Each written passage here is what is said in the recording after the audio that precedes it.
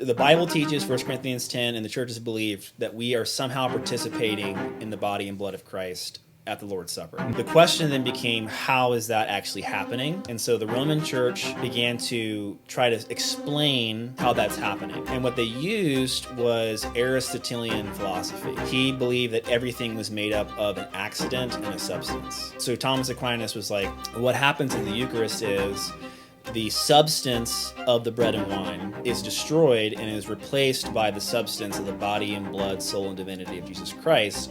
But its accident, the way our five senses perceive it, remains the same. So this is why they're not actually saying that you'll taste flesh and blood, but it will be in its substance, flesh and blood. Exactly, yeah. The problem with that is it actually overthrows the nature of a sacrament. A sacrament is an outward and visible sign of inward and invisible grace. The outward sign is bread and wine. The inward grace is the body and blood of Christ.